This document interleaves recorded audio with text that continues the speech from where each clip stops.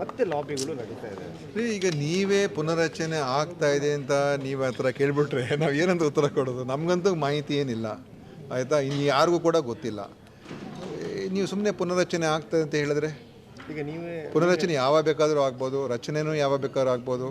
ಅದು ಇವತ್ತು ನಾಳೆ ಅಂತ ಹೇಳೋಕ್ಕಾಗಲ್ಲ, ಅಥವಾ ಮುಂದಿನ ತಿಂಗಳು ಅಂತಲೂ ಹೇಳೋಕ್ಕಾಗಲ್ಲ, ಯಾವಾಗ ಬೇಕಾದರೂ ಆಗ್ಬೋದು. ಈಗ ಸಿ.ಎಂ ಕಚೇರಿಯಿಂದಲೇ ಇದು ಬಂದಿದೆ, ಸಿ.ಎಂ ಅವರೇ ಹೇಳಿದ್ದಾರೆ ಅಂತ. ಏನು ಪುನರ್ರಚನೆ ಆಗುತ್ತೆ ಎಲ್ಲಿ ಹೇಳಿದ್ದಾರೆ ಅಂತ?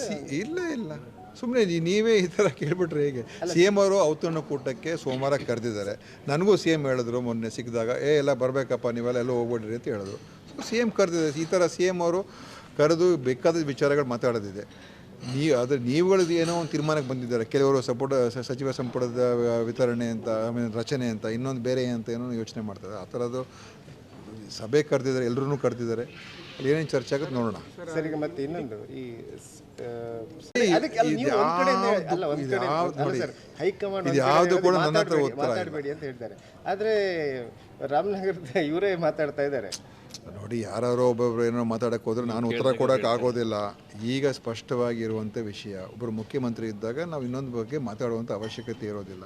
ಮತ್ತು ನಮ್ಮ ಪಕ್ಷದ ಹೈಕಮಾಂಡ್ ಇದೆ, ಎಲ್ಲ ಲೀಡರ್ಸ್ ಇದ್ದಾರೆ, ಅವ್ರ ತೀರ್ಮಾನ ಅಂತಿಮ ಯಾವುದೇ ವಿಚಾರದಲ್ಲಿ. ಸೊ ಅದರಿಂದ ಈಗ ಅದ್ರ ಬಗ್ಗೆ ಮಾತಾಡೋದ್ರಲ್ಲಿ ಅಪ್ರಸ್ತುತ, ಅನಾವಶ್ಯಕ, ಅನಗತ್ಯ. ಹಾಗಾದರೆ ಇವರು ಮತ್ತೆ ಕೇಳ್ತಾರೆ. ಈಗ ದಲಿತ ಮುಖ್ಯಮಂತ್ರಿ ಬಗ್ಗೆನೂ ಮಾತುಕತೆ, ಯಾಕಂದರೆ ಒಂದು ಮೀಟಿಂಗ್ ಅಂತೂ ಒಂದು ಆಗಿದೆ ನೋಡಿ. ಈಗ ಅವರು ಮತ್ತೆ ಅವ್ರು ಯಾವಾಗಲೂ ಸೇರ್ತಾ ಇರ್ತಾರೆ, ಯಾವಾಗಲೂ ಸೇರ್ತಾ ಇರ್ತಾರೆ. ಯಾಕಂದರೆ ಅವರೆಲ್ಲ ಭಾಳ ಹತ್ತಿರದಲ್ಲಿರೋರು, ಅವ್ರು ಪ್ರತಿ ಸಲ ಸೇರ್ತಾ ಇರ್ತಾರೆ ಮತ್ತು ಅವರು ಎಲ್ಲ ಸ್ನೇಹಿತರು.